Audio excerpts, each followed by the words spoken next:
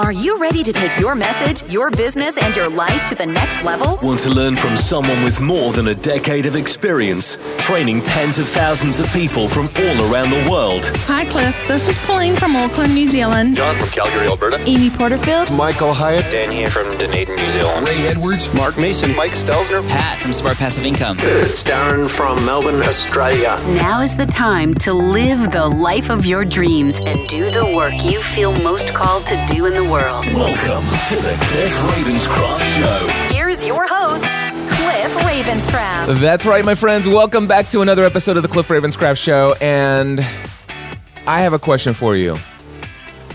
Have you ever struggled to break through to a whole new level as far as when it comes to reaching that next level of audience growth? Have you ever experienced that? Have you ever felt like, why am I not seeing significant, massive growth in the number of people who are consuming the content that I create? And I know that I don't spend a lot of time thinking about that specifically for myself, but I know that occasionally that thought comes to my mind, especially when I think about the fact that one day I have this desire and this dream and this crazy goal of filling stadiums with tens of thousands of people. And I look at my audience today and say, how will that ever be possible? Unless I grow significantly the number of people who are aware of who I am and the value that I bring to the world, and not only just that, but who feel that value, who resonate on a very deep heart level with that. I mean, these aren't people that just are aware of me, who have come to know, like, and trust me, but these are people who would be so compelled that 10,000 of them at a time would come to a stadium. And I look at the number of people who are consuming my content today, and I'm thinking, there's a gap. There's a gap. And when I think about some of the things that I've done in the past that have helped me at one point, I was creating content and doing things in such a way that my wife and I, through the various different podcasts that we were producing, we were reaching over 160,000 different human beings every single week who were hearing our voices. And today, that number is much less because I've decided not to do some of those things that I once did, which, now that I'm thinking about this, maybe there's a strategy there. Okay, that's a side tangent, not what this is about. But then it got me to thinking, am I sabotaging the growth of my audience subconsciously? Am I subconsciously doing things to hinder my ability to reach more people because of the beliefs that I have in my mind about what it would mean if I reached more people? Would I actually, by reaching more people, would I go against who I am and what I feel called to do in this world? And yet, some of what I feel called to do is to reach way more people than I'm currently reaching. And this thought about the fact that maybe I have a belief system that needs to be addressed about my desire to reach every single human being and connect with them on a personal level and respond to every single email. Maybe it's my feeling and belief that that's what I should do to successfully let people know that they matter. Wow. The reality is that as a human being, it's not possible for me to have a stadium full of people with 10,000 people, and if even 0.5% of them email me, it'd be a full-time job over the next year just to respond to every person individually. And so I'm wondering now, have I subconsciously been doing things to sabotage what it would take for me to grow my audience and to get the exposure And sometimes do I make decisions that will actually turn some people away so that less people would feel compelled to email?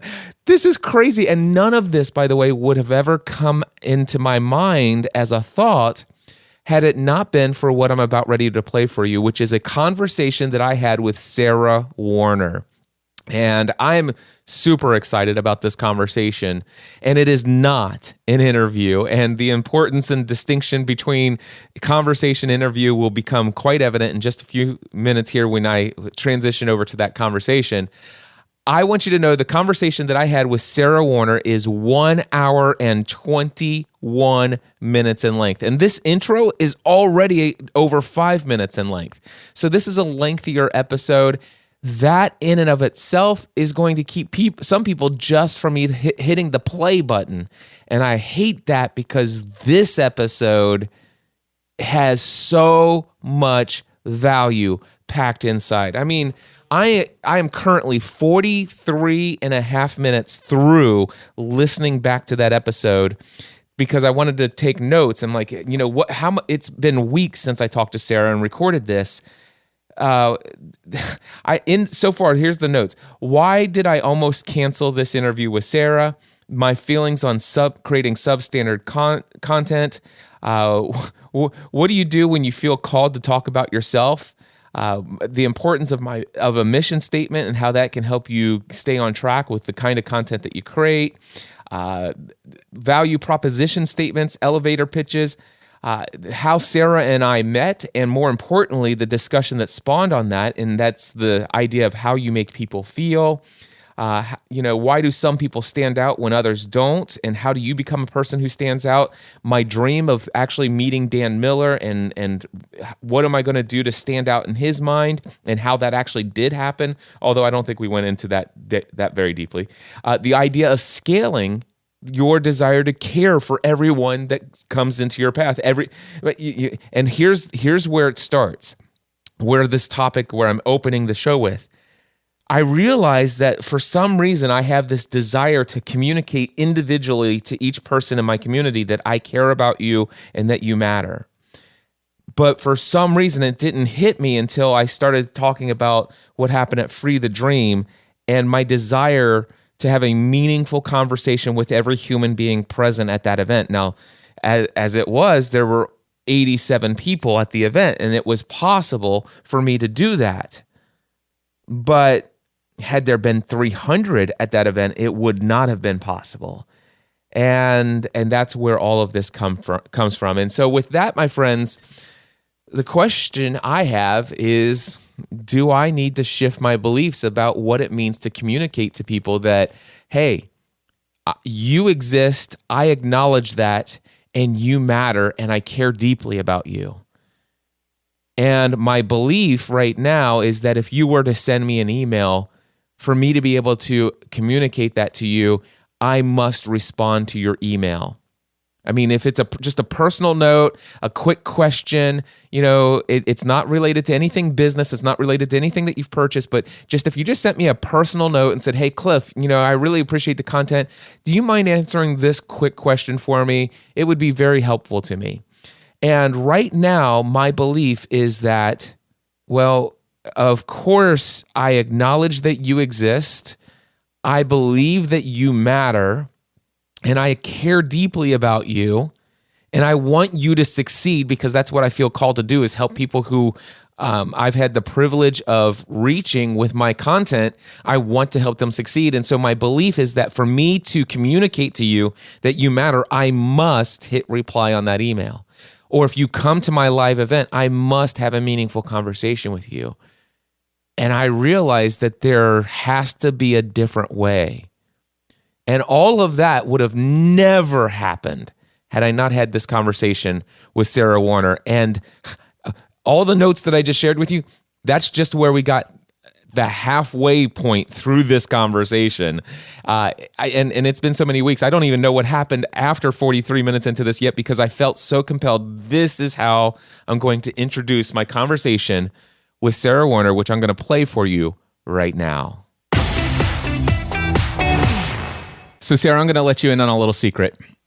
Oh boy. I almost emailed you yesterday and canceled this interview.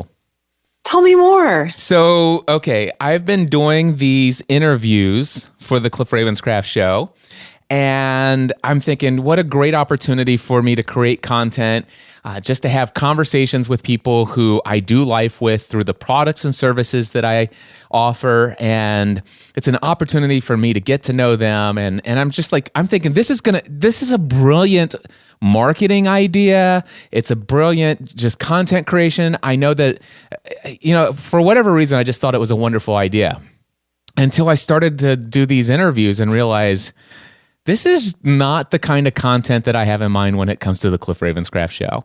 And so I'm not kidding you. I fired up an email yesterday addressed to you, subject line, I am so sorry, or something like that. And I probably crafted the email. I was about 20 minutes into the email with my explanation of, why I started doing these interviews, my thought process behind it, my feelings about, the conversation with my friend Clint Schumacher. It went pretty well. I had just featured all these speakers from Free the Dream. And then I had a conversation with Paul Thompson, and I felt like that was pretty decent. And I've gotten some okay feedback from folks. But then I recorded a couple more conversations, interviews. And I'm getting to the place where it's like, okay, this is all fascinating for me because I'm connected to these individuals. But when I think about the podcast episodes or the podcasts that do interview format that I listen to, I realize I delete any interview that is done by a podcaster where the interviewee is somebody that I have no idea who they are.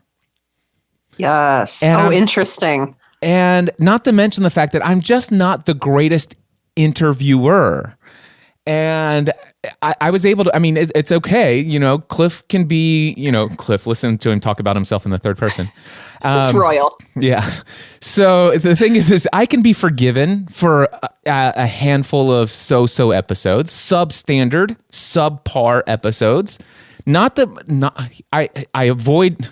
I'm hesitant to even speak these words into this episode, which, by the way, I'm recording right now. I'm hesitant to even say these words out loud because I don't want anybody that I've interviewed to think that they're substandard, that they're subpar. It's just, I'm just talking about my own skill as an interviewer. And Sarah, this is going to sound terrible, but when I think about the Cliff Ravenscraft show, one of the reasons why I shifted it from the podcast Answer Man after hundreds and hundreds of episodes of the podcast Answer Man, the reason why I shifted it to the Cliff Ravenscraft show is I was getting tired of people who were complaining about, it's called the podcast Answer Man, but this guy is just talking about himself all the time. And I'm like, well, in a way, that's what I feel called to do in this world. Yeah. So if you don't mind, do you mind if I'm just a little self-indulgent for a moment? No, oh my gosh, you do you. Thank you. So I want to read to you something. This is years ago, I was encouraged to create a mission statement for myself, like a personal mission statement. And I want to read to you my mission statement. If I can find it, it is right here. So listen to this. My mission, first and foremost, is to pursue the life for which I was created. I am always learning, and I share experiences from my journey in life, my successes, failures, my fears, hopes, dreams, etc. And what I'm learning from these experiences in an authentic and transparent way with the intent to provide education, encouragement, and inspiration that motivates others to take their own life to the next level. I'm committed to generating the amount of income that allows me to meet the needs and goals of my family and to fulfill my mission in the world. I create content, products, and services and promote the content, products, and services of others that add great value to people's lives. I am committed to setting new goals, achieving them, and then sharing the results so that I may help others find ways of doing the same in their life.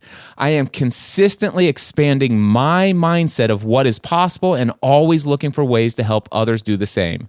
I am a follower of Jesus who authentically attempts to live out my faith, though I may fail miserably at times, in a way that encourages others. When asked, I'm always prepared to give a reason for the hope that I have in Jesus with gentleness and respect. That's my mission statement. Do you notice that my mission is I want to share me. I want to share my journey. I want to share my thoughts. I want to share my feelings. I want to share my words. I want me to share me with the world. And it's like, and isn't that the pure definition of the narcissist? And no, a narcissist is like in a bad way. It's an obsession with yourself. Exactly. And I'm while I don't feel that I'm obsessed with myself, I do feel called to share my life. And where this came from is that I literally started just producing content into the world back in December 2005 with my wife. First with the TV show Lost, then Grey's Anatomy, Desperate Housewives, the Heroes TV show. I mean, more than 30 different podcasts in the past 12 years, over 3,700 podcast episodes. And the one thing that everybody says is, you know what I love is I love how you and your wife, you just talk about what's going on in your mind, what you're learning, and I get the most value from this. So here's the deal. So I record these interviews, right? Yeah. And I'm just like, I feel like this content is just taking me so far off course from what I feel created to put out to the world. And so I recorded 2 more episodes and I'm like, they're interviews. And they're not terrible interviews. I like them. I think they're valuable to me, but I know those people. I have a great desire to learn more about their backstories. But it's not the kind of content that I feel called to create to put out to the world. And so I had these 2 pre-recorded episodes, and then I decided, you know what, I'm going to record an episode of me just I'm going to go back, I'm going to hold my recorder in my hand. I went out to lunch and recorded while I was driving to lunch, just me telling what's going through my mind. And people like, oh my gosh, thank you for that episode. I don't mind the interviews. They're not my favorite, but blah, blah, blah, And so I'm like, yeah. So it was a right thing for me to do. It's like, okay. So I've got these 2 banked interviews. I still don't know what to do with them yet. I'm trying to figure that out. And last week, I had 2 more of those interviews scheduled. Did you hear the episode with Ron Gibson, by the way? Not yet, but he and I talked about it. So he said it was, well, I'll let you. No, you tell me I want to hear. Just tell me. What did he say? He said it was great. He said it was just it was just a conversation. He's like, we went a little off what we had originally planned on talking about. He's like, but it was really great. It was organic and it was a good discovery process. Exactly. So here's the interesting thing. So I was having these doubts about interviewing more people, right? But I'd had 2 interviews in the bank, and I mean, they're pure interviews. They're Cliff Ravenscraft trying to be Barbara Walters. I don't know who I thought I was, but it just was not happening. On a scale of 1 to 10, I think one of them's probably about a 5, and one of them's about a 6.5 out of 10. And I'm like, and again, it's not the guests, it's Cliff Ravenscraft. It's just not my thing. It's not who I was created to be in this world, is to be an interviewer. So those are just sitting there. And then last week, I have 2 interviews scheduled, one with Ron Gibson and another one with another member of the Next Level Mastermind, Jake Lang. And I'm like, okay, what do I do? What do I do? What do I do? I know I can't have another interview. I will not do another interview. So I basically shared everything that I just shared with you with them before we hit record. And I said, listen, I want to have a conversation. And I don't care how this goes. I probably should have come up with a topic. I want you to actually be more of a co-host with me. And so Ron and I did that last week, and that actually came out really well. In fact, there's some great feedback that I just received today from somebody. His name is Matt Perkins. Matt, shout out to you.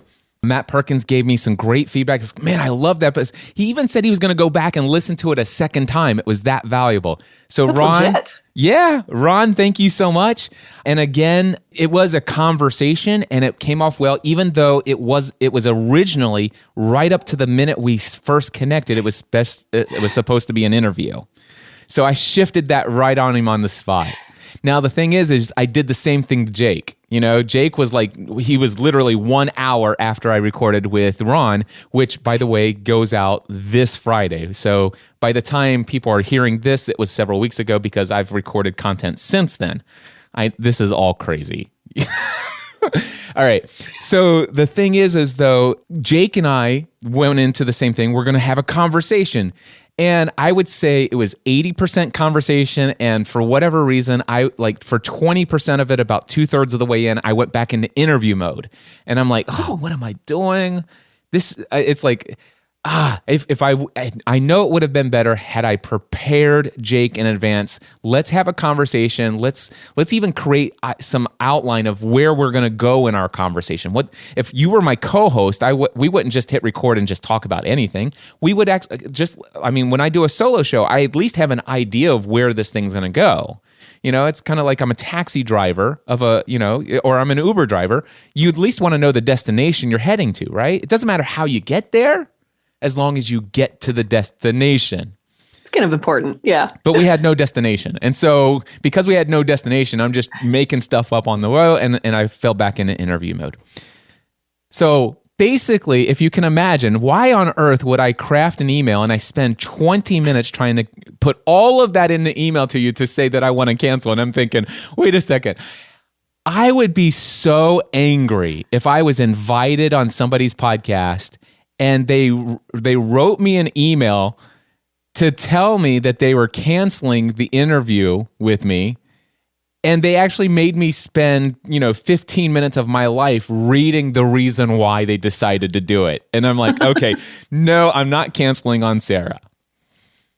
I figure we're going to figure this out. And so, Sara, welcome to the Cliff Ravenscraft Show. Cliff, thank you so much for having me. I am so freaking delighted to be here. Oh, I love this. And I love talking about getting back into your mission statement. What a beautiful thing to realize. What an important thing to realize. And also what an important thing maybe even to skew away from it a little bit, to realize how exactly important it was to you and to the content you're creating. It is. Gosh, the interesting thing is this, I can't remember. Actually, I do, because this was that's a little feature of Evernote that I did not note. This note was created on August 27th, 2013, and updated most recently on June 28th, 2018. So nice. I actually created this mission statement in 2013. Now, I started my business. I was full-time self-employed January 2008. So I did not have this language until August 2013, because I actually, for the very first time, created the note in Evernote to type up my mission statement. So the interesting thing is that I was already doing this. I was living out this mission through the content that I was creating without actually having words to describe what I was doing. So do you know the story of how I started podcasting as a hobby and turned it into a full-time career, and I became the podcast answer man, blah, blah, blah, blah, blah? Yes. All and right. It's not blah, blah, blah, because it's important and good. But okay. Yes, I know. So the interesting thing is that it was right around January, February 2007. All right. I'd been podcasting for a year as a hobby, a full year as a hobby, when I started to have this crazy thought. I wonder what life would be like if I could do this for a living instead of selling insurance. And by the way, I didn't know what this was, except that I did, but I didn't. And all I can tell you is that when I said, I wonder what life would be like if I could do this for a living instead, it was not become the podcast answer man, the world's leading authority in podcast coaching and consulting. That is not what this was. What this was, at the time, the best I could describe it is that I created a bunch of content, I've put it into the world, and people are responding in droves. And every single day, I get hundreds of emails from people around the world who are asking me sincere, heartfelt questions that really are at the core of who they are and what they believe. And they're literally asking me for my opinion and my experience in life.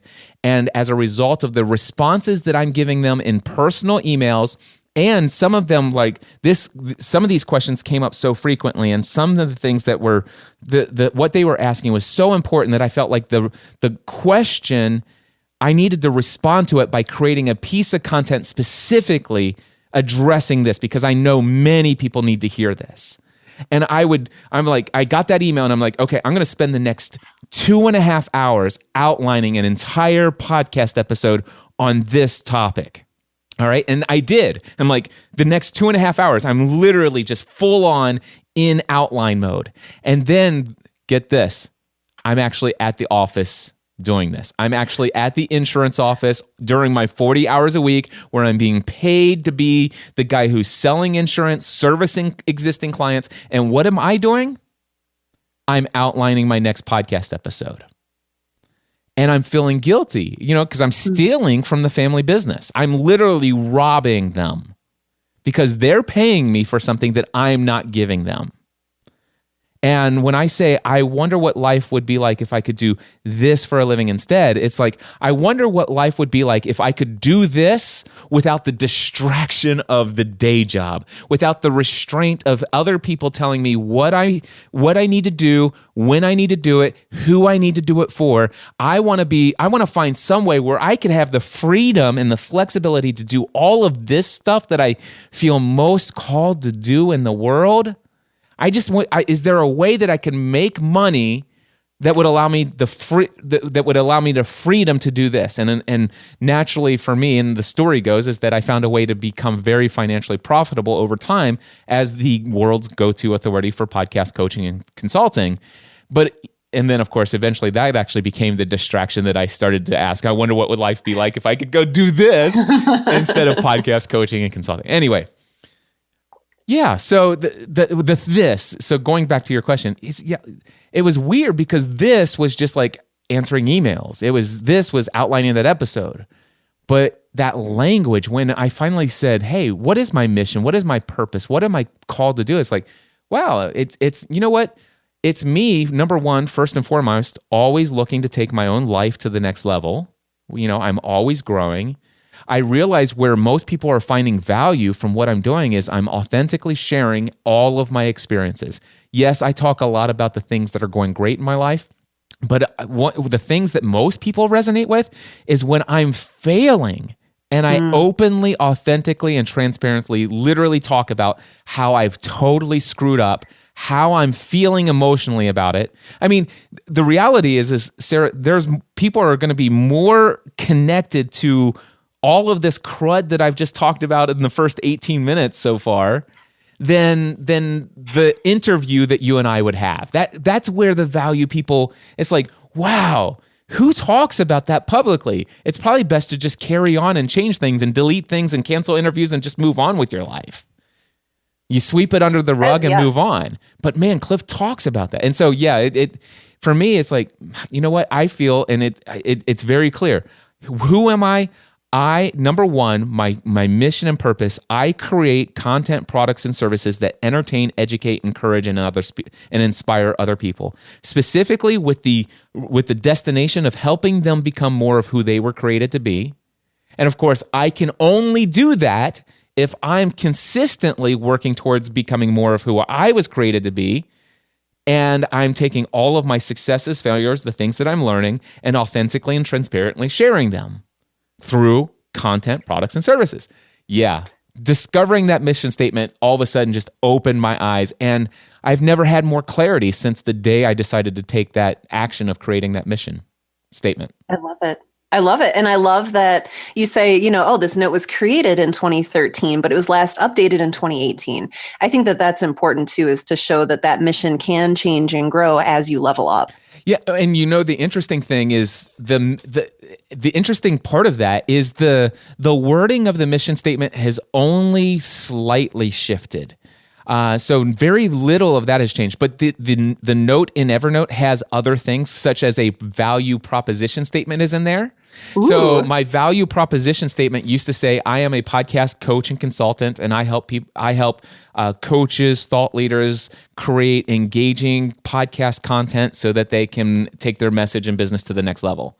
So my value proposition statement is the one that keeps changing in here. So my current one is, my name is Cliff Ravenscraft. I am a business and life coach.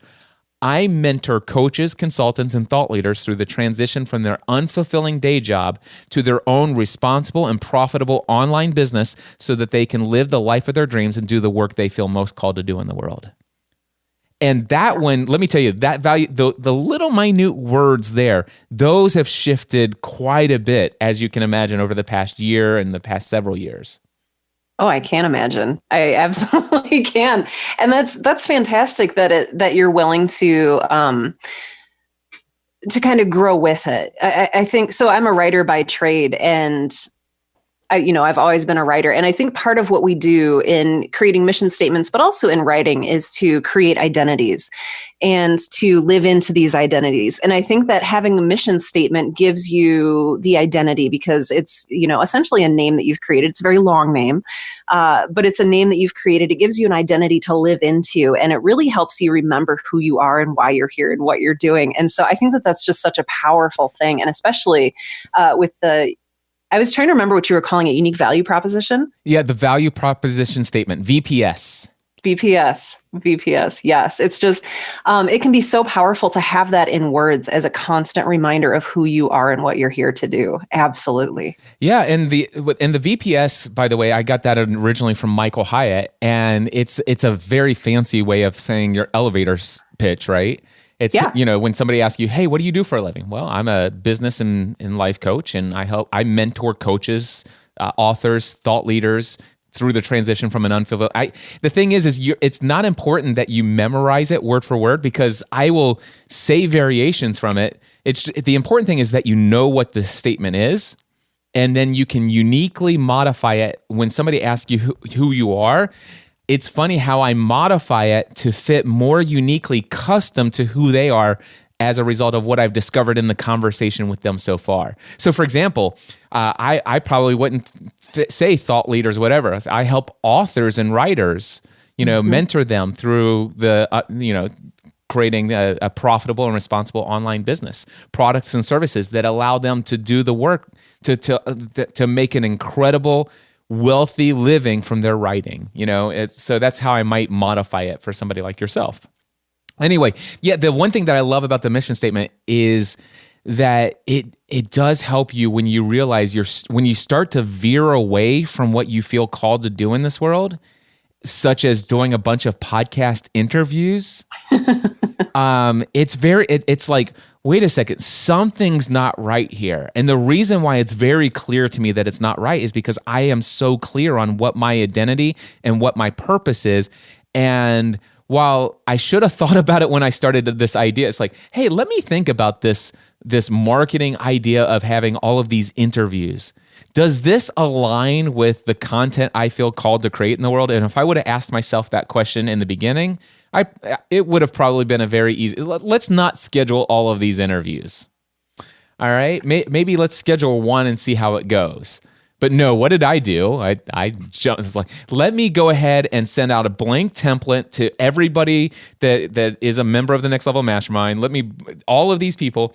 And I literally had 8 people scheduled within 24 hours and over the course of 3 weeks. And it's like, okay, now what do I do with all this? Yeah. So Sara. Ask and you shall receive. Exactly. You know what? I do want to talk to you about, first of all, I think it's a cool story how you and I met for the very first time. So it's funny because I just brought this up to you recently. I think it was at Podcast Movement, and you're like, Cliff, I can't believe you remember that. Because I think it was in Podcast Movement, maybe in Texas, if I'm not mistaken. And I decided to take one of those airport shuttle buses that got me to the airport. Because I think it was like one of those it must have been the Dallas Fort Worth airport, and I can't remember if it was in Dallas or if it was in Fort Worth, because Podcast Movement has been in both places. But I just know that that's an incredibly long Uber drive, and I'm like, they got these cheap buses. Let me just get on one of these. And then I'm sitting in the front seat next to the driver, and there's this woman in the back seat says, "Are you Cliff Ravenscraft?" And I'm like, "Yeah." And I'm like, and I got to just tell you, just so you know, because it's like, I love when this happens. I do. It's like, it's one of those little ego things. It's like, oh, this is so cool, and I love that this is happening in front of a group of other people. It's like I'm just authentically sharing. I know that nobody should actually ever say those words out loud, but I did. It made me feel special, and I come home. By the way, I come home from events like this, and my wife and I said, "Hey, just so you know, you need to let the air out of your head so you can fit through the front door when you come home from these events." And we go out to dinner locally, and it's like we go and put our name on the list, and they say it'll be 45 minutes. It's like, wait a second, don't you know who I think I am? Yeah. Oh, I like that. Don't you know who I think I am?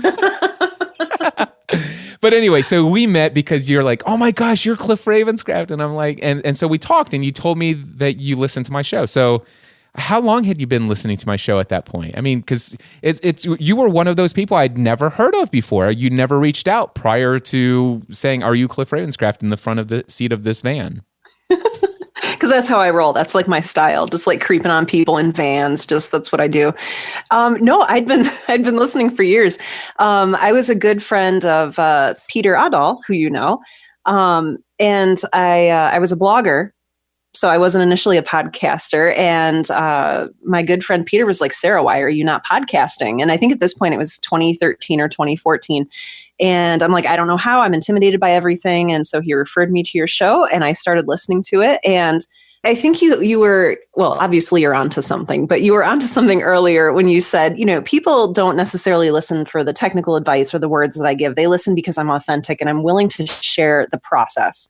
And that process is so hidden in so many places. And you really made it a clear and good thing. And you made it in showing the process, the messy, debris scattered path that you kind of have to walk to make this a successful journey. You made it possible.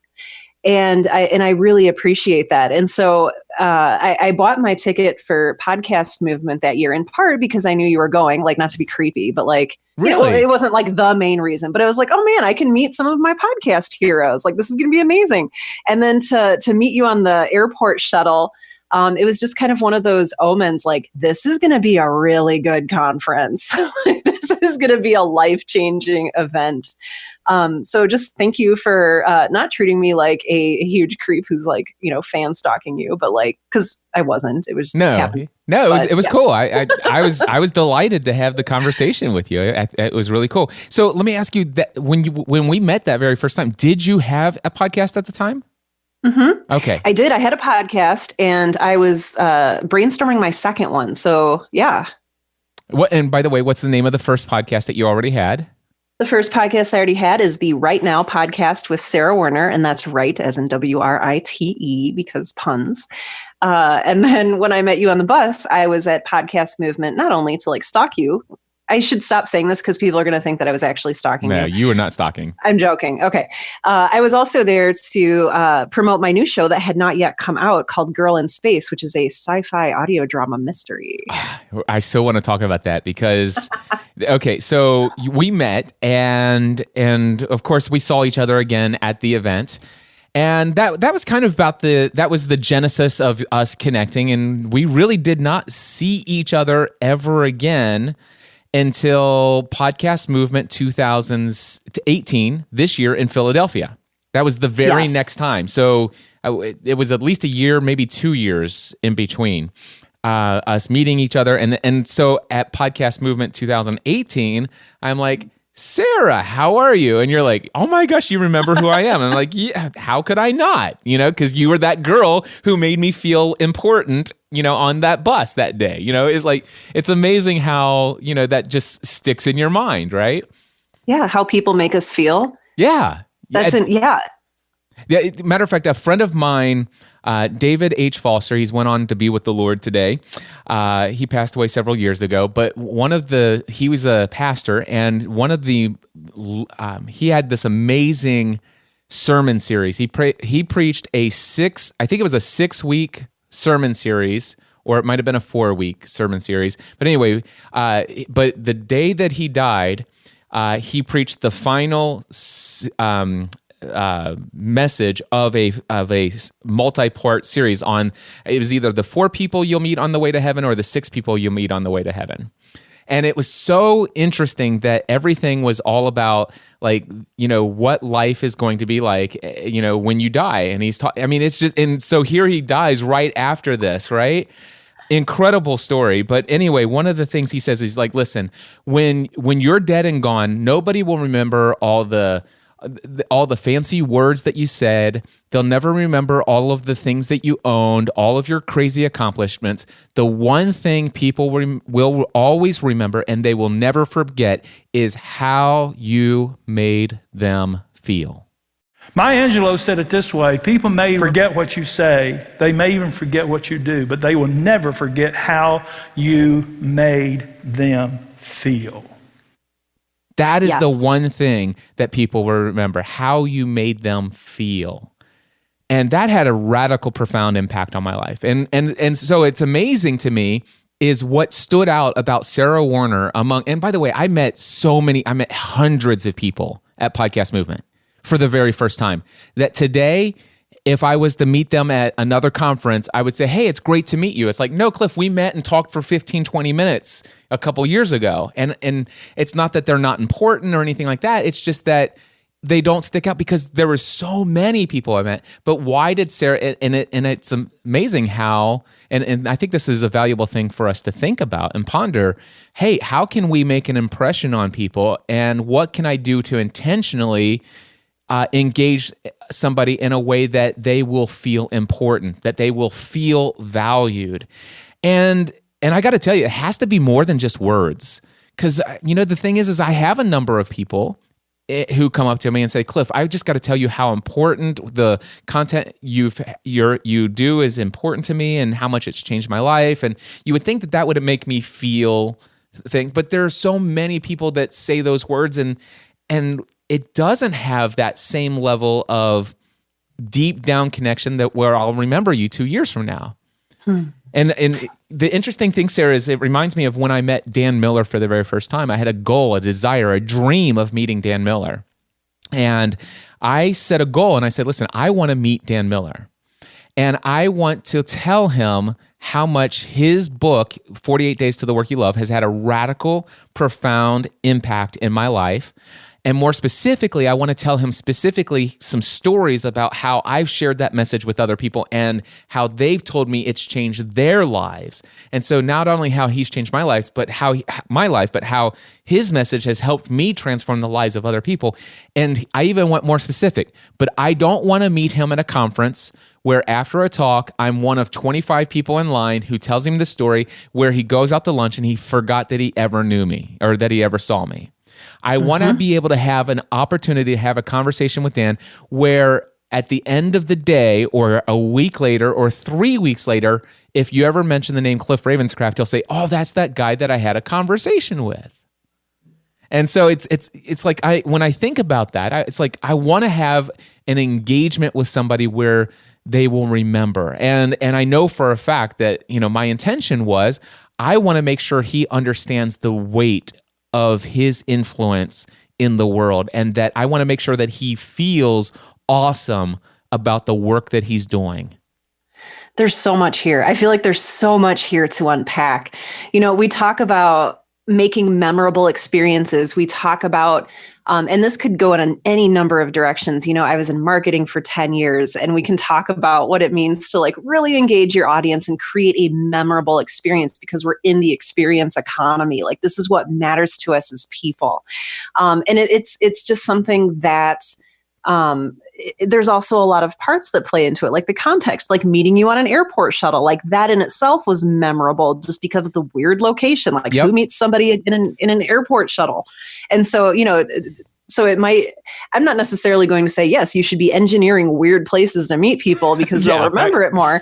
But I think that is certainly a factor there. I think that, when we talk and when we interact with other people, there's a tendency to make it about ourselves. And you dropped the word narcissist a little bit earlier in the beginning of our conversation. Only because I've been accused of that in the past. I need to talk to this person because I don't think you're a narcissist, but again, I'm not a psychologist. So what do I know? But there's that little thing in all of us. There's that ego. There's that head inflating thing that we really like. Yeah. And we like to talk about ourselves. But I think the one of the things that can also create a memorable experience is your willingness to listen. Yes. And I've noticed that when I've met people too, I introduce myself, but I also say, I would love to hear more about your story.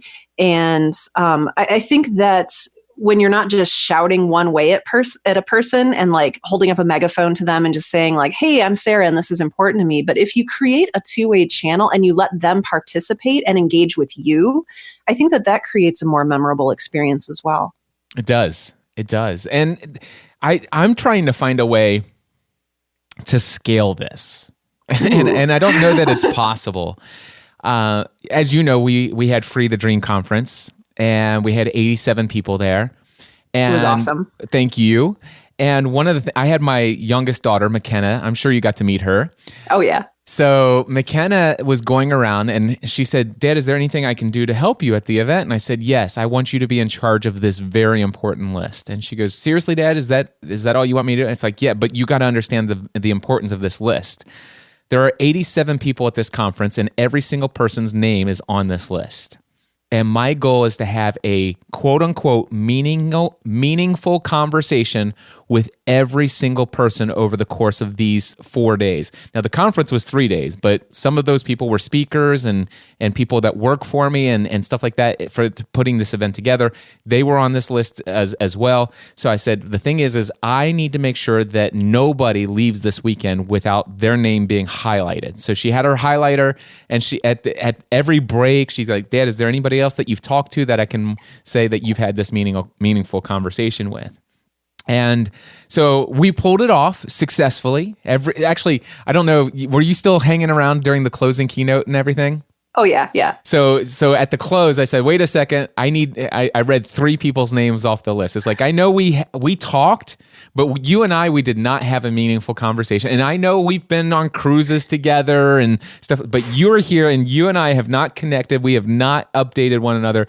I need these 3 individuals right here. Do not leave without. So that if my dream and my goal is to have all of these events with thousands and then tens of thousands of people, it's ridiculous. There's no way I can do this. And I'm also dealing with the fact that I came back from Free the Dream. First time in my life I've ever went 2 full months without hitting inbox zero. In 12 years, Sara, I to this day, from the day I created my very first piece of content, and at one point with all the different shows, there were a total of about 160,000 people around the world who listen to our voice every week, and hundreds of those people emailing consistently. To this day, I've still replied personally to every single human being who's ever emailed me. And this, since Free the Dream, this is the first time I'd ever been 2 months behind on responding to personal emails. And this past week, I finally got back to inbox zero. And just how do you make people feel? It's one of those things. And the reality is I know that what I'm trying to do, I can't continue. I can't even, I need to even change my goal and I need to even change my desire. I need to actually, where I want to go in life necessitates that I end the goal of inbox zero, that I end the goal of personally responding to every single person. I'm at a place where that actually needs to change, like right about now. Yeah. And it's interesting to me. I had a few questions come to mind when you were saying that. And it might even also mean taking a look at what does a meaningful conversation really mean to me? And what are my limits as a human being? And it sounds like you're kind of addressing that one with, okay, maybe inbox zero is no longer feasible. But oh gosh, and I hate limitations. And so part of me even hates to acknowledge that we have limitations, because I feel like in this beautiful, we have all this technology, we should be able to overcome these silly limits, like not being able to, have a 64-hour day in which we can respond to all of our emails. So to some degree, limitations seem meaningless or frivolous or easy to overcome, but in a way, they're also very real. Yeah. Yeah. And so dealing with that can be difficult as well. So I don't even know if that means going back and redefining what some of these things mean. Well, or yeah. The first question, I know that meaningful conversation to me means that you feel heard. And you feel that that I've recognized that you exist in this world, and that you feel that I have expressed to you either audibly or consciously or unconsciously or subconsciously, you feel that I have expressed to you that you matter. Does that make sense? Oh, absolutely. And so, because I can tell you right now, it blows people's mind. It's like the number, when I reply to somebody's email, the number one response from my response is, oh my gosh, I can't believe I just got an email from Cliff Ravenscraft. They're blown away. It's like and that includes the people who say mean and nasty things to me. They'll write me a mean and nasty emails like, I can't believe you did this, blah, blah, blah, blah, blah, blah. And I'm like, yeah, you're probably right. Do you still respond to them? I love that. If it is a genuine critique and it's not just a nasty hater. I mean, I have a dedicated troll that does not get responses from me.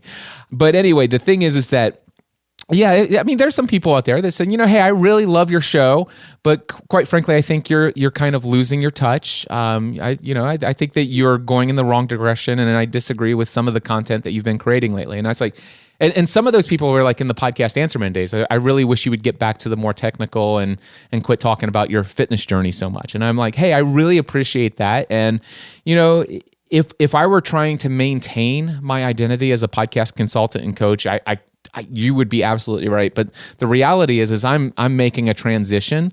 It's not as clean as I would have hoped it would have been. I feel kind of wishy-washy at times about how I'm approaching it. And I recognize that can create content that's just not what you're looking for. And so I apologize. If you need to unsubscribe, I certainly understand. And hey, no hard feelings if you're no longer listening on a weekly basis. I'll hate to see you go.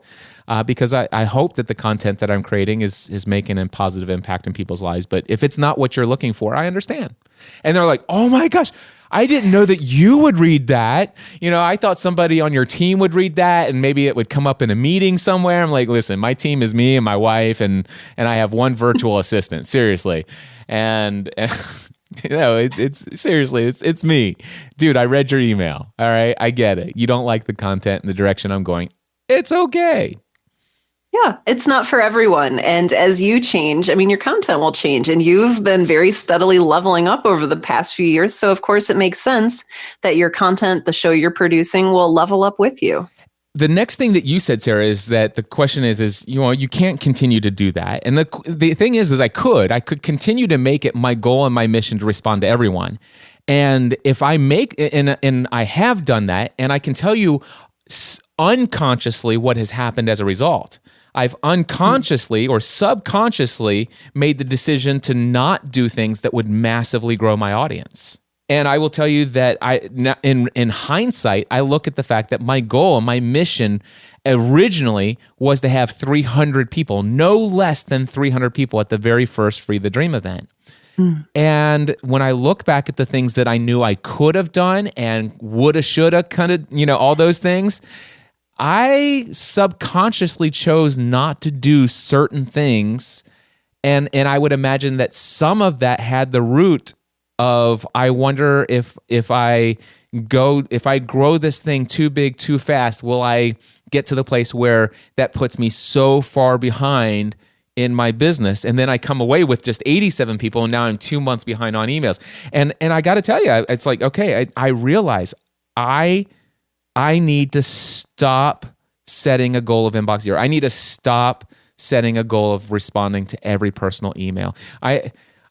I need to get rid of this obsession and compulsion of making sure that every Facebook notification has been marked read and deleted after I've made sure that I've read everybody's comment and responded to it. I need to get rid of the idea that I'm going to archive all finished conversations in Facebook Messenger. I need to. It's a sickness, Cliff. You need help. You can't do this.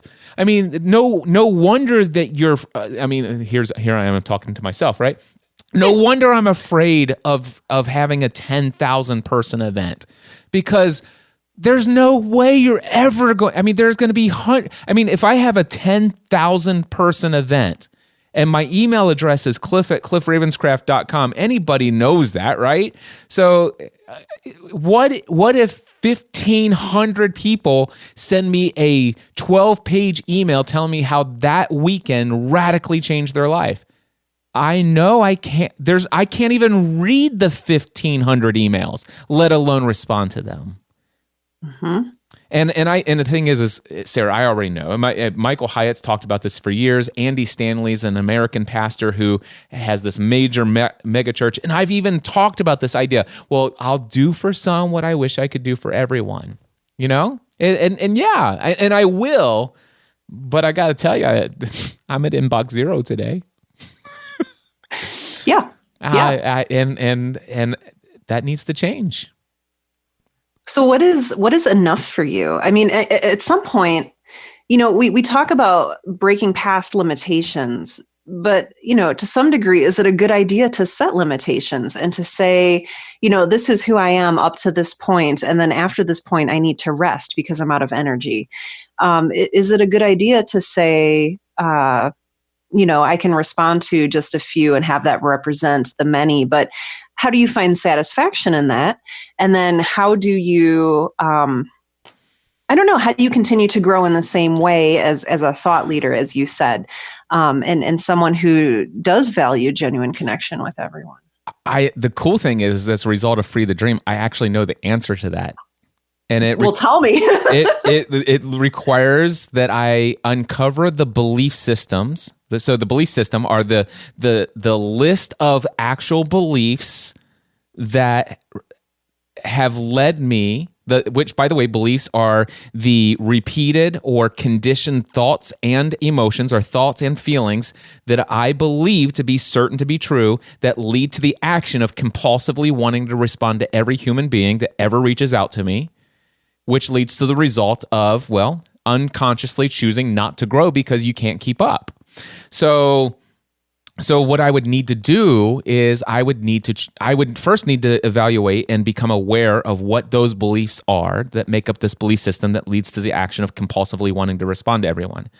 And then I need to actually say, okay, I need different beliefs, because one thing I know, I feel called to do something in a much bigger way than how I'm currently showing up in the world. And that's not ego. It's just that I feel that God's put me on this earth to reach more people than I could ever personally respond to. That's something that I know I'm put on this earth. I know that I could fill a stadium at some point and down the road. And I know that would necessitate that I give up on this idea. But I need to actually change my beliefs of, like you said, how much is enough? The question is, what would I have to believe for me to be able to see 28 emails come in tomorrow morning and archive them without reading them? I know. I feel the same way you do. I like to respond personally to everything. Oh my gosh. The thought of that just makes me cringe. I mean, it's like, because there's a serious belief system that says that is not right. Right. And it's based in fear of missing out of something. Yep. It's based in fear of how people will perceive you for dismissing them. Fear that by dismissing an email, you are dismissing a person. I mean, I could list 80 different fears right here. Yeah. So I have the answer of what needs to happen. I don't have the specifics on how I'm going to make it happen. Okay. So what needs to happen? Well, what needs to happen is I need to address the belief system. So first and foremost, so I need to know what the new beliefs are.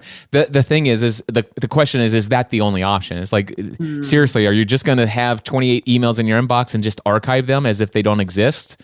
No. Okay. Are there other options? Well, is there, do I make sure that I'm doing things that financially I have more margin, that I could hire a team member that can make sure that they're actually going through and perusing these, that if there's something serious that needs to be brought to my attention, or that they feel like I would definitely want to read, that they can choose which are the few that I will do for some what I wish I could do for everyone.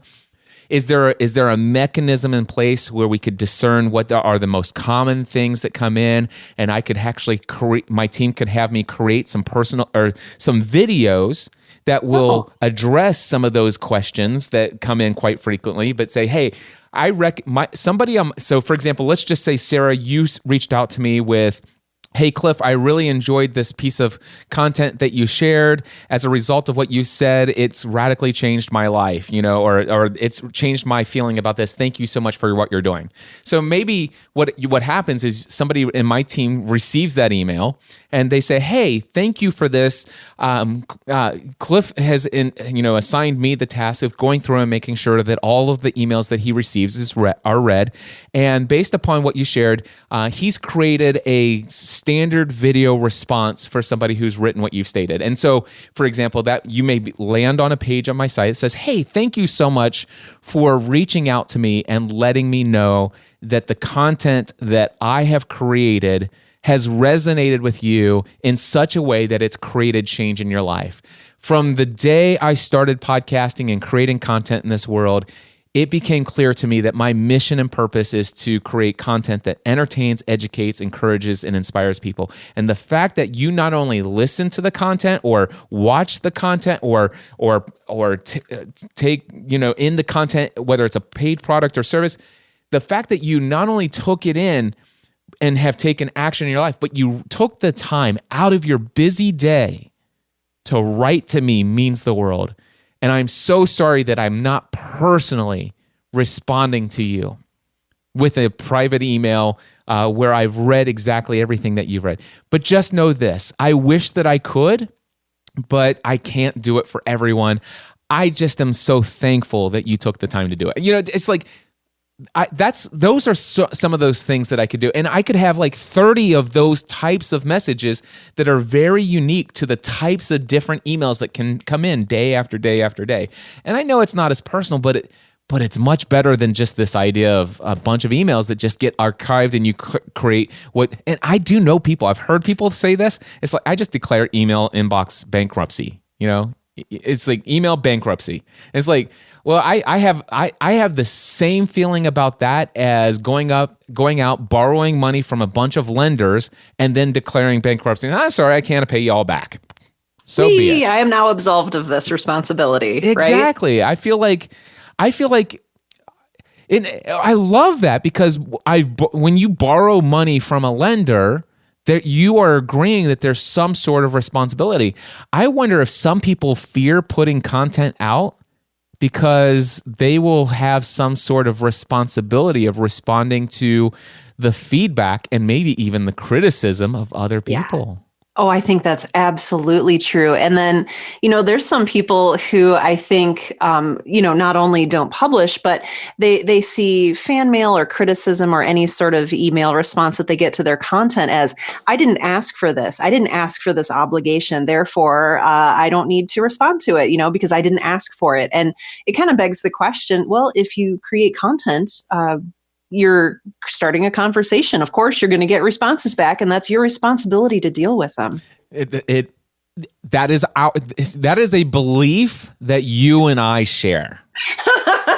I like that. I like that you brought it back to that. Yes. I'm not going to agree that is a truth. Yes. It is that those are thoughts that that you and I both feel strongly, or if we both feel certain, are true.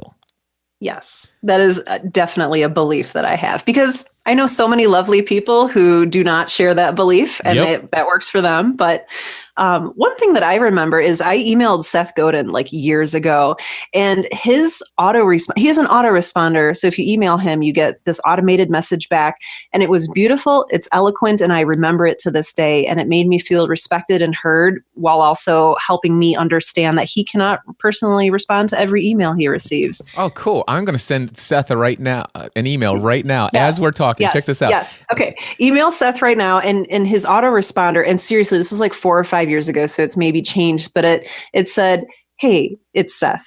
Thanks for emailing me. I apologize that my workload is such that I can't respond personally to every email I receive, but please know, blah, blah, blah, blah, blah." And it was simple and it was eloquent. And I remember it. It ended up being, for whatever reason, a memorable interaction with somebody who wasn't even on the other end to interact with me. Okay, so check this out. Okay. I would imagine it's Seth at sethgodin.com. Probably.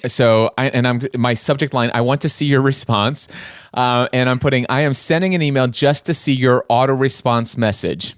And I'm just hitting clip. So auto response message. There we go. I'm hitting send. We'll see what I get back. I hope you get something back. And if not, this is how nerdy I am. I kept my original response, my autoresponder from Seth Godin from like 4 years ago, so I can totally forward it to you too. That's awesome. I love it.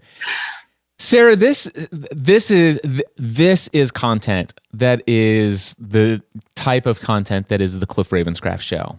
Conversations with people, and I appreciate you. But before we've already talked for 56 minutes. Do you have a few more minutes? Because I want to talk about something real quick. Oh, absolutely. Absolutely. Not interview format. I promised myself I would. But man, I am such a fan of Girl in Space. Thank you. I'm bad at taking compliments, but thank you. It is incredible. By the way, at Free the Dream, I told you this because I'm like, I saw Sara purchased a ticket to Free the Dream, and as soon as you purchased the ticket, I'm like, okay, I need to go search out that podcast she's been talking about. I'm gonna go listen to it, and even if it's horrible, I'm gonna listen to it just so I know what she's doing. But it is so not horrible. It is. Can I use that as an official endorsement? Yes, it is so not horrible. Yes. If you ever put Girl in Space in written form, you can put it on the front. This is so not horrible. Cliff Ravenscraft. It is so not horrible. No, it was so good. And in fact, at Free the Dream, I was telling you how much I love it. And it's on par with some of the best produced audio science fiction that I've ever listened to. I mean, by the way, I told you about the Bobaverse. Did you ever go and listen to that? No, not yet, but it's in my phone. Oh, yeah. So the first one, here. We Are Bob, is the first book in that series on Audible. Incredible. So I can't. And then there's a thing called Across the Space or Across the Universe. Across the Universe. That's the second series. I bought that one too. Yeah. So, but it reminds me so much of those. And then I think about, Passengers, which is the movie with Jennifer Lawrence and one of those cute boys that's in all the movies these days that my wife Chris Pratt. Yeah, Chris Pratt. Right? Yeah, I think. Passengers. It's great. So Across the Universe is a version of that story of they're off to Mars to recolonize and, and stuff like that. But it's a science fiction audio drama is how this would be described. And it is available for free as a podcast. It is, yeah. How do you make money? What an excellent question. And actually, this is something, I don't know if this is something I learned from you or from Daniel J. Lewis years ago, but I started podcasting in the nonfiction side of things with the Right Now podcast and kind of very quickly realized that you never actually monetize the podcast itself. Right. You use it as a calling card. You use it as a flagship piece of content that you then use to create other income streams. And so I used the Right Now podcast to do novel. I was ghostwriting books for a while. I ghostwrote something like 7 or 8 books. You do ghostwriting? I do. Do you ghostwrite nonfiction? Yes. Oh my gosh. Should we talk? Well, when I'm ready, which I definitely want to write books. Remind me after this conversation, I want to tell you what I'm doing right now, which I'm so excited about in marketing. It is so incredible. But keep going. Heck yes. Okay, so you doing it to monetize. You were doing some ghostwriting. What else? I started getting speaking gigs, which was, obviously it wasn't something I thought of when I started podcasting, but, I spent a lot of time talking. So, you get good at it and you learn to speak and enunciate and all that stuff. So I was getting paid speaking gigs, just, a lot of different things. I got invited to write a column about podcasting for Forbes, which was really exciting. And so I kind of still have that gig going, which is just really exciting. Basically, it gives you a platform to be seen and to a platform from which you can create those meaningful relationships that we were talking about. It's not just, hey, I'm shoving this thing out into the world, but it's, hey, I created this thing. This thing is allowing me to be seen. And then what am I going to do? How am I going to react to being seen? And what can I do to help that build my career? And so that was one of the places that I launched the Girl in Space podcast from. And that was, I have a lot of listeners and I'm in a place where I have a message that I really want to share. And Cliff, it's very similar to your message. It's you have worth, you are seen, you are not invisible, you are not alone, you are loved. And that is the message that I wanted to bake into Girl in Space, even though it's a fictional show, it still has a message.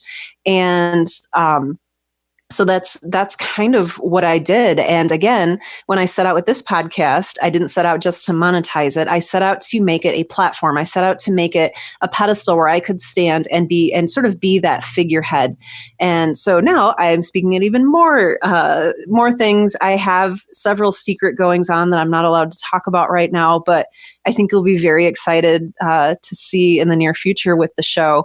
But it's just, if you make it about your message and about forming relationships and not about, hey, look how great I am, I think that's really where things come into play. And ironically, monetization begins to happen. Well, there are a couple of things that I love. Number one, I totally see like HBO or Netflix reaching out to you at some point in the future to create a actual like production of this. There's no doubt in my mind. It is, the story is that good. Thank you. So I see that in your future. Number two, I've seen some audio dramas done by some other people in podcast form. I've subscribed to several over the years. And quite frankly, when I heard that, I was hesitant to actually jump into yours because, well, my experience with audio dramas via a podcast has not been a great experience. Now, I have run into one of my concerns, and that is now I have to wait till the next thing. But really, that's a good problem. That's no different than like when I got into the Bobaverse, which is We Are Bob. When I got into the Bobaverse, I had to wait until the next book was released. So it's kind of like that.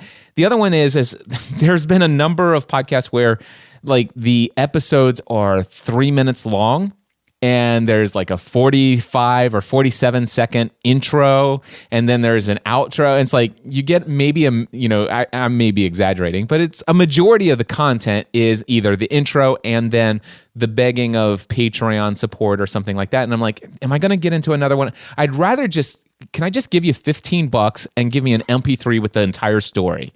I'd much rather do that. So, heck yeah, I love that idea. Well, by the way, I would love to. The thing is, I don't know why, but I'm not a fan of Patreon. A lot of people aren't, which is, I'm glad that you said that because a lot of people aren't, but that's my main bread and butter right now. Yeah, no, yeah. I get it. And matter of fact, part of me wants to go back to Patreon and create another account with them. And if I did, I would go back and support my friends, Greg and Jennifer Willits. I would support my friend, Father Roderick Von Hogan. And I would so sign up to support Girl in Space and get that missing content, that extra content that I'm missing.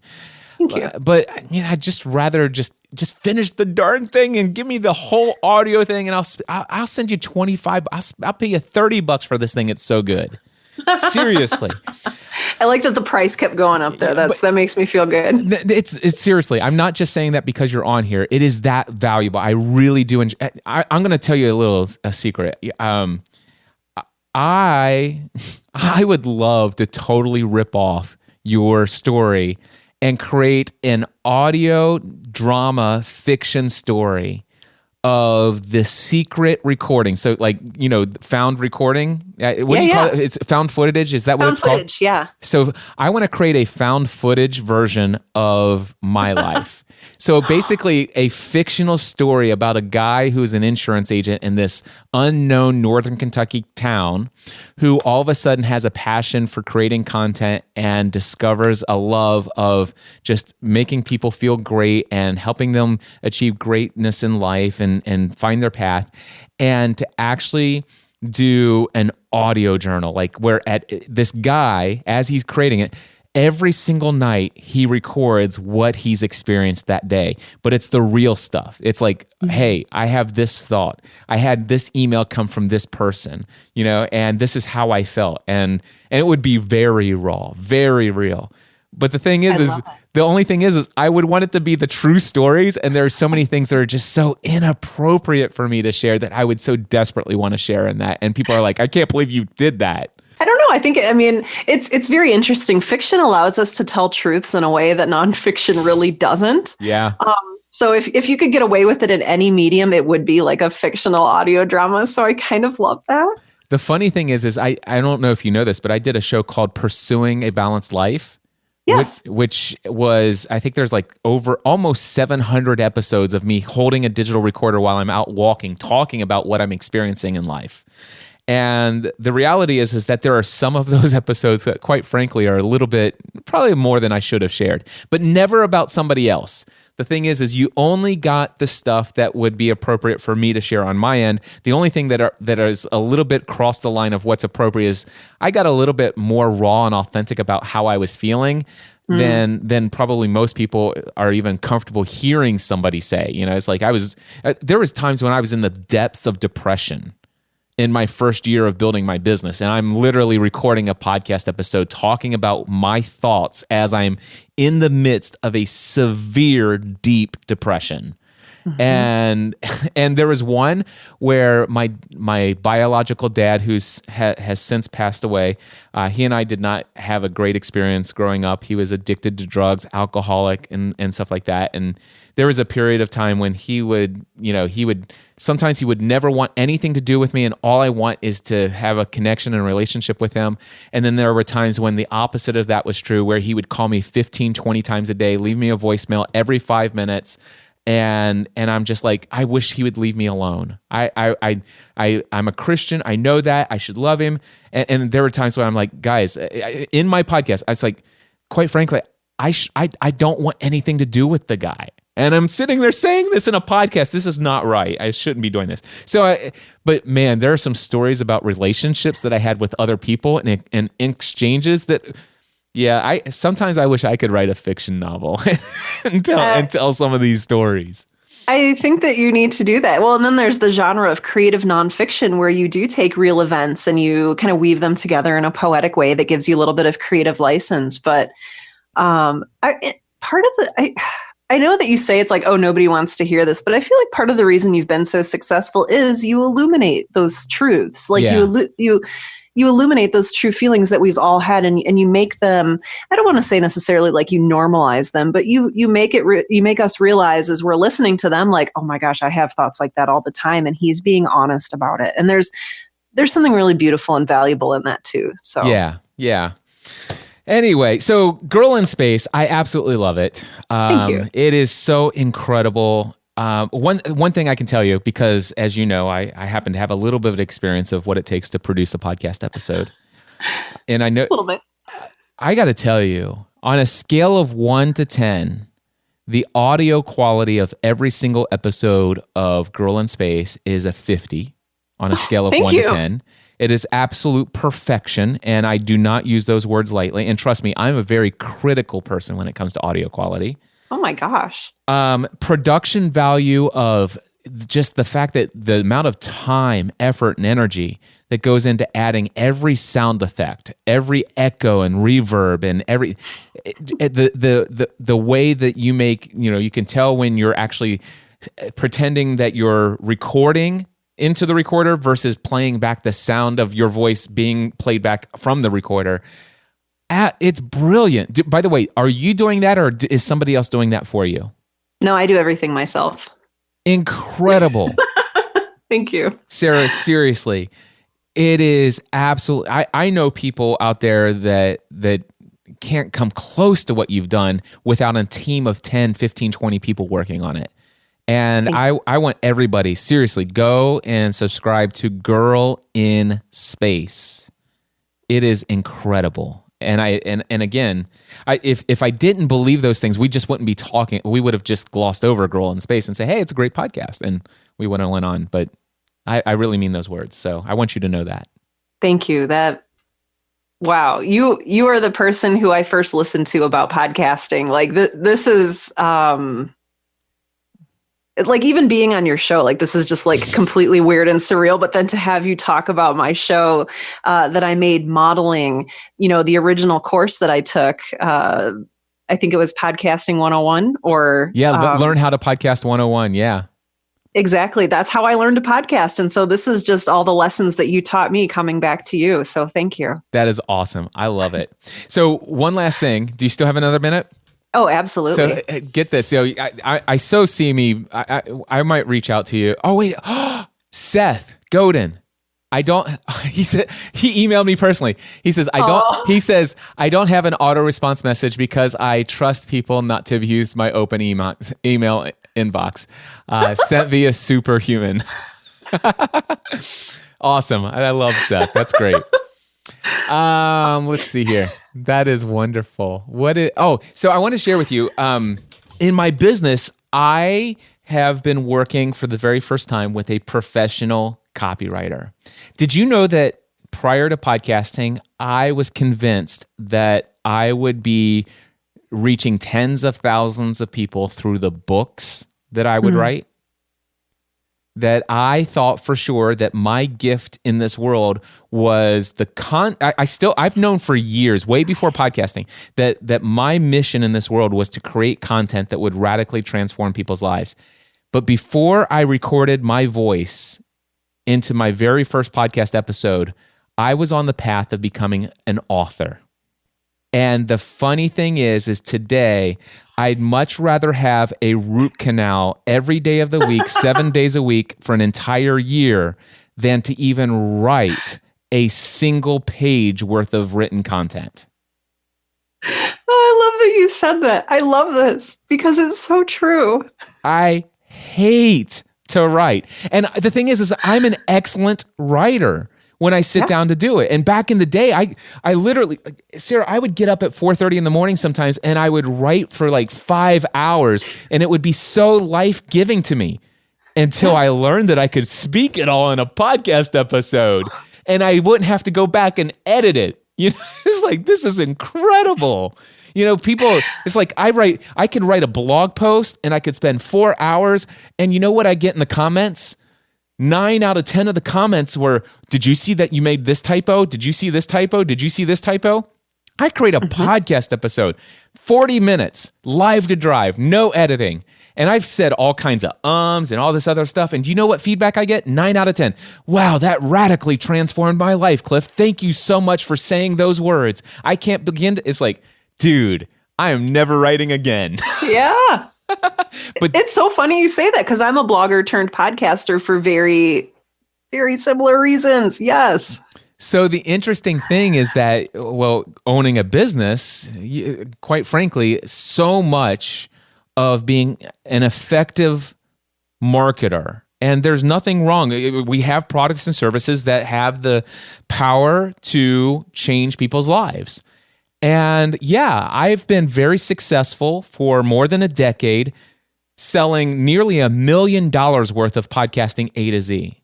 Nearly $1 million worth of podcasting A to Z, my 4-week group coaching program.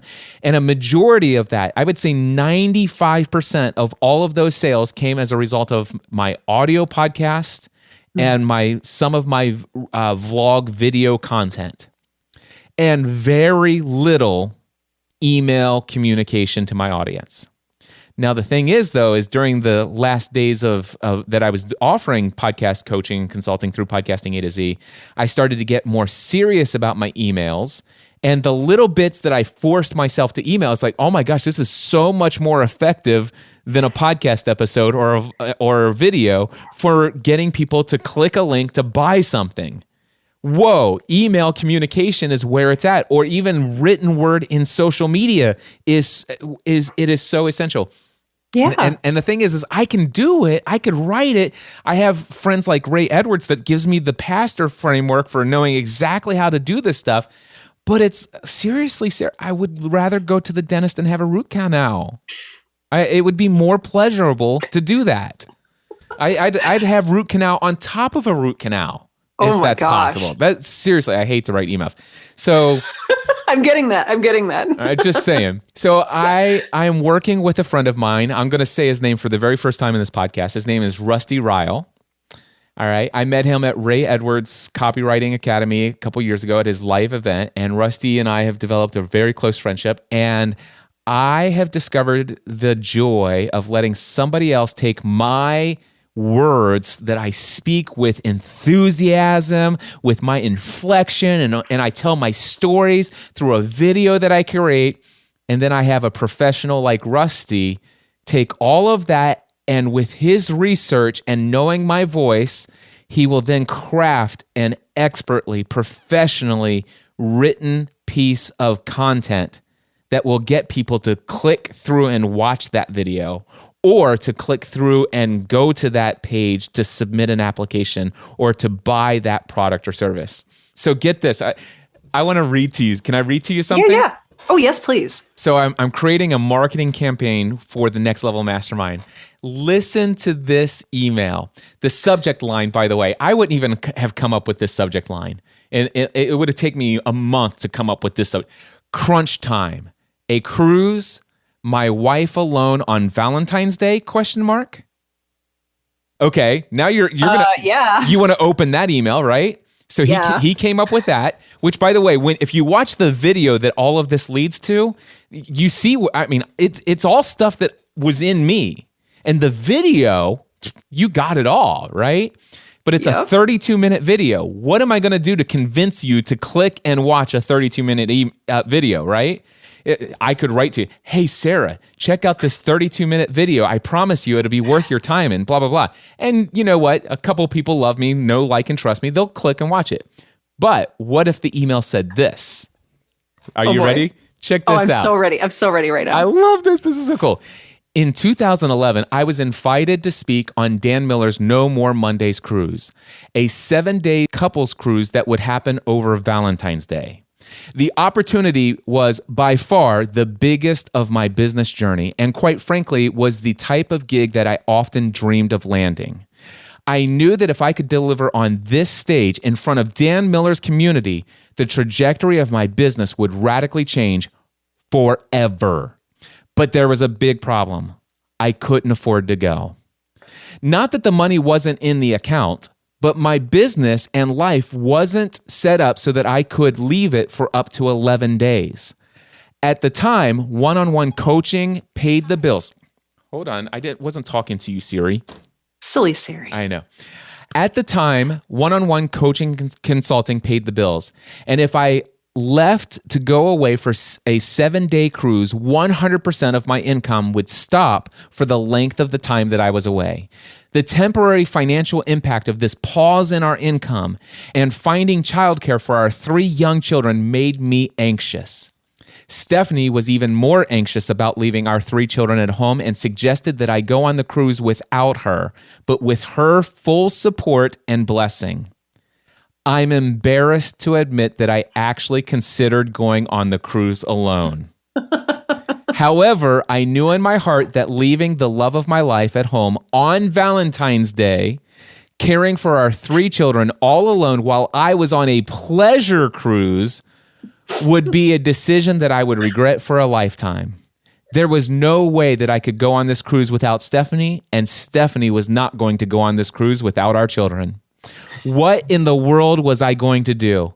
It was crunch time, and this opportunity was staring at me eye to eye. I knew that I had to seize this once-in-a-lifetime moment. I made a bold decision. We will all go. all 5 of us. Bottom line, I had to make it work. The future of my business and my family depended on it. I did the math. I needed a way to generate an additional $16,000 that would be above and beyond what I was expected to already earn that month. Also, I had to make that income in such a way that would not require my working with folks individually. Watch this video to find out how it all went down. I need to watch this video. Yeah, you do. Isn't that amazing? Oh, I love it. I love it. And the thing is Rusty watched my video and he crafted that email. And I would say that 92% of that email is 100% of what Rusty submitted to me. And 8% of it, maybe 1 or 2 lines are actually 100% mine. And I tweaked a couple words here and there. But what I can tell you right now, for me to craft that email would take me 3 days. It took me 38 minutes to create the video. You see what I'm saying? Oh, and yeah. I'm like, oh my gosh, why have I not done this sooner? And the reality is I have so many books in me. There are so many stories. And yeah, so to hear that because if you're still doing ghostwriting in the future, you and I may be talking. Yes, please. Let me know. I'd love to work with you. That would be a delight. Sara, this has been a joy. Thank you so much for being a guest on the Cliff Ravenscraft Show. And more than anything, and this is how I'm going to frame it, you have not been a guest on the Cliff Ravenscraft Show. I don't want you to ever tell anybody that you were a guest on the Cliff Ravenscraft Show, because you were not. Okay. You have never been interviewed on the Cliff Ravenscraft Show. I want to thank you for being a co-host of an episode of the Cliff Ravenscraft Show.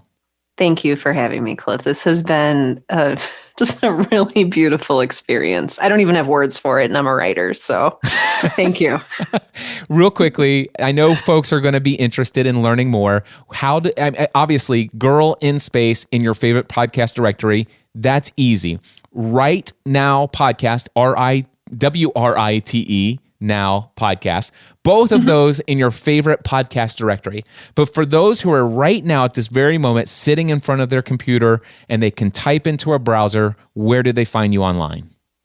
SaraWerner.com. That's SarahWerner.com. Everything is out there. And so you can find my shows, my courses, my social media, SarahWerner.com. Wow. Oh my gosh. So I just finished listening to the second half of my conversation with Sara Werner, pretty much just like you just finished listening to it. This was so good. And it's not what was planned ahead of time. Originally, I was going to do that interview with Sara. I was going to ask her all kinds of things about her past and all, but it just wasn't gelling for me, that interview format. And this was a decision on the fly. I literally hit the record button as I explained to her my decision right there on the spot to shift it from an interview to a conversation, to having her instead of being on as a guest, and instead having her as a co-host for this episode. And it could not have turned out better. This was incredible. Sara Werner, thank you so much. Guys, go check out her podcasts. Check out her website, SarahWerner.com. And this was the first time I mentioned working with Rusty Ryle.